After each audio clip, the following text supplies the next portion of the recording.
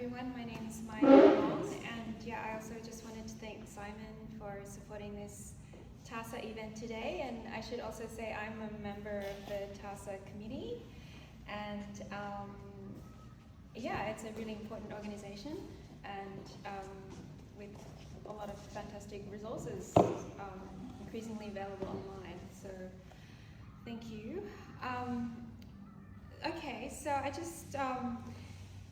what brings me here today? So in 2009, I burned a big mongrel dog, and it left me feeling distraught, and I sought out William as a mentor.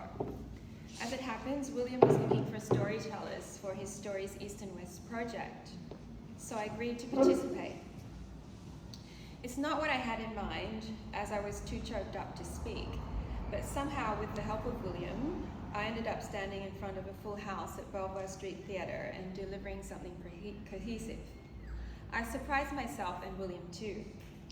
So I'm thrilled to be exhibiting here in the shared room with William today, and I just wanted to point out the photo on the wall there, to turn around again, with Daphne wearing the red shirt. That was the Stories East and West project. So was that in 2011 or 2009? 2011. Yeah, we ended up doing a series of the project over several years and in about 4 different venues. And when I started doing that, I sought out William because I felt that he was someone I could talk to and trust, I guess, because I felt that I couldn't speak to anyone in the Vietnamese community, even though my Vietnamese identity was very important to me. I felt that I couldn't tell or find the story or voice I needed to find. So I'm mentioning this because there's an irony in there for me, because I know that there's a long history of a complex kind of schizophrenic relationship between China and Vietnam, and it's something I've had to also grapple through personally, but also in this work that I have here today. So I just want to thank William because since that time in 2009, he has been a really steady person in my life that I confide in regarding just about everything. Anyway, so now I'd just like to share with you 5 minutes of words to give you some context for the clay sculptures in this room. So I was born in Tasmania to an Australian mother of Anglo-Irish descent and a Vietnamese-born father who came to Australia from southern Vietnam in 1962. As a young child, we lived in Papua New Guinea. I spent most of my formative years in the Philippines, and as an adult, lived in China and Vietnam. The year was 1970. Although we had no television, I knew a war was on. One uncle was lost at sea after 52 passing ships ignored their unseaworthy boat. 2 uncles were in re-education camps, and another uncle was mowed down by an American Jeep. There was more. My dad never spoke about his heritage. In fact, he hardly ever spoke at all. I learned justice is not for everybody. Our lives were veiled in secrecy. We were to trust no one. We were always outsiders.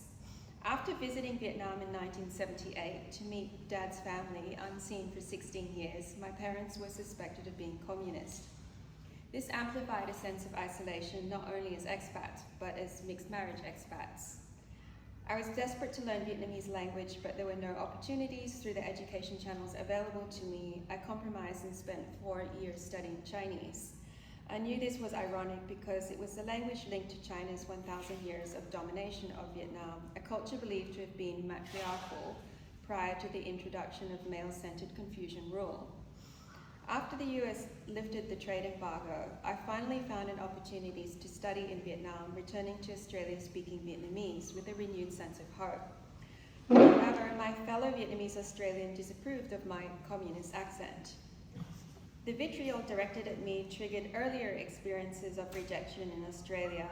I responded extremely and never spoke Vietnamese in Australia again. Vomit Girl, named after a vomiting figure which increasingly began to appear in my drawings, finally made me realize I needed to return to Vietnam after a virtual 20-year hiatus. In 1994, encountering and studying wood carvings of the Red River Delta was a revelation. It had helped me reimagine Vietnam, my heritage and self-worth, beyond the images of destruction I'd been saturated with. However, I continued to suppress and devalue these aspects of my heritage in Australia, to conscientiously reprogram myself as Australian, believing these stories could not exist and that I too had no right to exist in this country. In this grouping of sculptures titled Vomit Girl, as emerged from my doctoral research, Vomit Girl Beyond Diasporic Trauma, Interconnecting Contemporary Art and Folkloric Practices in Vietnam, I assert my connection to the early Mok Mak that first resonated with me in 1994. In a Vietnamese historical context, this aesthetic is arguably anti-colonial and anti-elitist, but most importantly, it is also interconnected with earth spirits, polyvalent spirit worlds, indigenous nature goddess worship, fluidity of identity and play. Vomit Girl is about celebrating this heritage, but also transfiguring it through clay and a constant questioning of the absolutes of rigid identity constructs, dead narratives, cycles of silence and violence. Hence my artist statement, which I'll just quickly read. My Vomit Girl clay sculptures are all iterations of Vidget, an acronym for Vomit Girl, Goddess of Infected Tongues, for all those who have lost their mother tongue. They form my spirit arsenal where girls are not girls and vomit is not vomit. Clay is my process of grounding, summoning spirits past and present. Mok Mak is an earthy aesthetic, borrowed from the wood carvings I encountered in Vietnam, a connection I later erased. For me, Mok Mak is about the power of the earth and her polyvalent, evolving spirit guises. Mok Mak is about playfulness and subverting hierarchies, celebrating marginality and the flow of humanity, about fluidity and challenging fixed paradigms. It is my decolonizing aesthetic, disarming trauma by mimicking the cylindrical shape of a bombshell bell, but transgressing its form whilst learning from the clay's innate capacity to make visible unspoken realms. Hence, my working with clay is a biological necessity, a calling for new cultural artifacts to reimagine lost stories and build spiritual resilience. So I hadn't worked with clay before, but not before a 2015 residency that I was lucky to get funding from the copyright agency in Australia to go there. And I knew I wanted to reconnect with Vietnam. I'd had an exhibition at Wollongong Art Gallery called Biogmos. And the whole Biogmos exhibition, Biogmos was a word coined from beyond the dog cosmos, because before that I had done series of dogs using paper mache. And one of the dogs was actually a whole body of work that was exploring the complexity of all of these different cultural, the chaos of different cultural experience and different cultural values all butting up against each other on the skins of these dogs.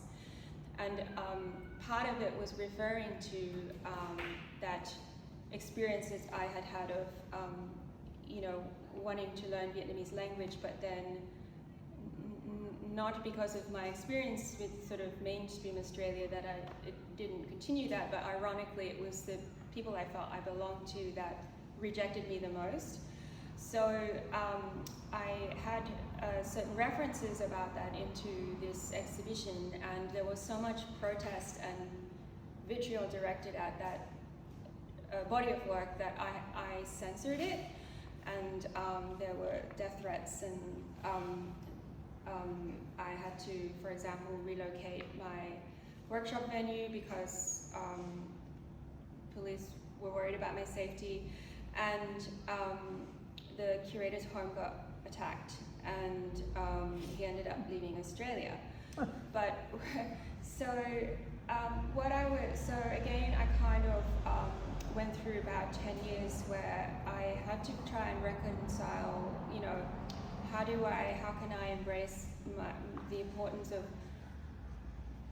my experience with what I had encountered in Vietnam that I felt was so valuable, that how can it, you know, just this total rejection of Vietnam because of this communism that is kind of just a word anyway that is so wrapped up in trauma, and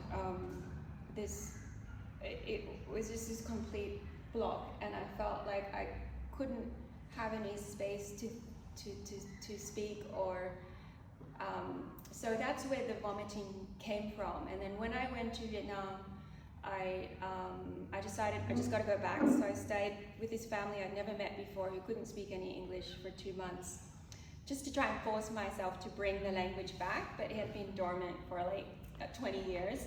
And I was so exhausted I came back that I was like bedridden for two months in Australia.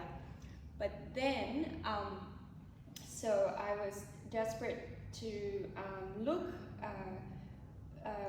I realized that I wanted to reconnect with what happened in '94, and that was when I visited the Ding wood carvings. So I wanted to, it's kind of like there's not a chicken and egg, it was all combined, and I don't remember what thought came first. But I got a scholarship, Australian Government Research Training Scholarship Program, to do my Doctor of Creative Arts. So I was able to go back to Vietnam as part of that for 3.5 months and interview contemporary artists about, you know, how they also related to this period of history of when I was there in the 1990s. It was a very exciting time in contemporary art because Vietnam was just reopening after the US lifted the trade embargo. And it's so many rapid changes, like the art students I used to hang out with in '94, like when I was there, they shared one bicycle. When I came back, they all had one motorbike to themselves. And their careers have just like exploded, and some of them are like very famous international artists now. But so when I was revisiting these Ding in 2015, I saw a bombshell repurposed as a courtyard bell, and that became kind of this tangible sort of form to imagine morphing through this became a symbol of the disconnect and a symbol of this congestion of so many competing traumas coming up against each other. So it became the form that I began with here, because also it was where I was trying to understand the medium of clay, not having been formally trained at it. I used to did a lot of oil painting and acrylic painting, and the sculptural form I'd done before that was mainly paper mache. And but again, that was referencing folk arts, and that was a lot of influence from the folk arts in the Philippines where I had grown up. But so this form then, as I worked through it, I then was working out how to, so they're all developed out of that form, but I wanted to work out how to make Vomit Girl into clay. So she eventually has come to a form like that, but the first form I made actually is the one that's still in Berlin. So out of this was, like I displayed the form of this for the first time at the University of Wollongong earlier this year, and from that it was picked up for the 12th Berlin Biennale of Contemporary Art. And it was the first time that it was actually being seen and accepted in this Vietnamese diasporic context, in the sense of the diversity of the diasporic experiences. So that was very amazing for me. And as I worked more, I also, in tangent with this, was restudying the art history of Vietnam, and this is where my mom's book came very handy for me, because she writes about, she'd always, even when I disconnected from Vietnam, she still was doggedly researching about the arts of Vietnam, and I was trying really hard to become Australian. But when I read her book then, there were certain key objects that meant things to me, and one of them, like I found this object that looked like a vomiting figure, but it turned out it was Artium, and this was an iteration of Nguyen that had been brought to southern China by Chinese migrants in the 17th, 18th century, and it was a long tongue to ward off evil spirits. And so for me, that was interesting that I was, talking about all this complexity of identity, and then I'm getting this answer here from the Khe Mai kilns in southern Vietnam, which was mainly serving the Chinese migrant community, and for me that became a symbol as well. And to cut a long story short, I worked with the clay, and anyway, you can ask me questions actually, that would be better, because the raw surface, the unglazed clay, it's all fired, but some are unglazed, and that's responding to an aesthetic of resistance that I referred to called Mok Mak. But the glazed clay is also about me having the conversation with myself about absolutes, like any kind of absolute aesthetics, but also the aesthetic of that is referencing things to do with Agent Orange and mixing the colors of red and yellow, which are both the colors of North, the flag that flies here in Australia within the Vietnamese community, which they call the Freedom Flag, which is red and yellow, but the Communist Socialist Republic of Vietnam flag is also red and yellow. And so I just like the idea of mixing them together to get orange, and also orange is the Buddhist robes of the monks in my father's hometown, which is actually southern Vietnam, not northern Vietnam, and the robes in the south are orange because it's a different strand of Buddhism, and in the north they're not, so I think they're brown or grey. So yeah, anyway, that's just a little bit around it informing the work, but there's also fairies throughout it, and the fairies relate to the fairies in the Ding, and but there's also other motifs in here worked in from seismic intrusion detectors, or heliocytes that were dropped by helicopters during the Vietnam War to plan attacks on where to bomb. They would be planted in the ground from the sky, and then you could just see this five spire, almost looking like a branch looking up from the ground, so it'd be camouflage, and if there was, it could detect human movement, and if human movement, then they'd bomb there.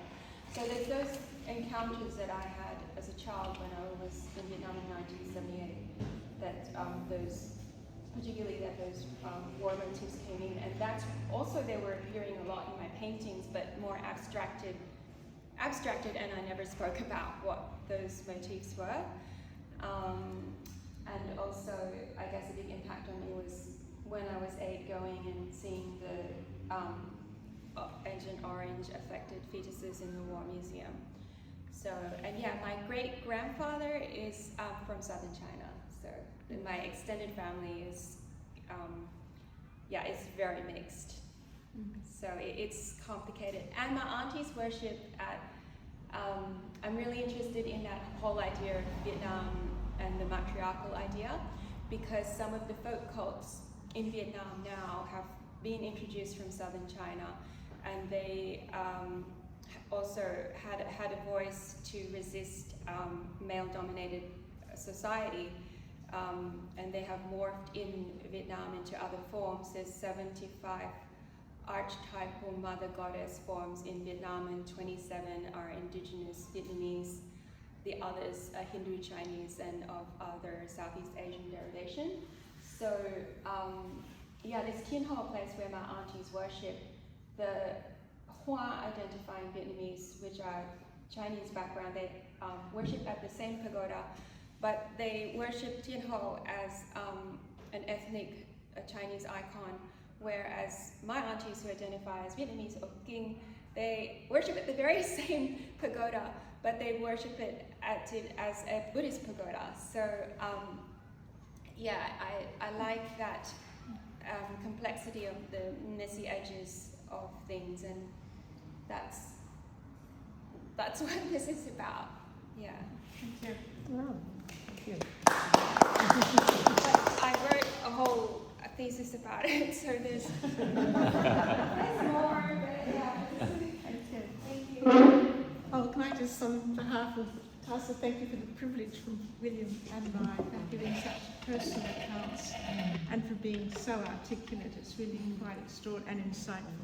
So thank you both so very much. It was marvellous that we had this privilege. And thank you, Simon, for hosting us, so we can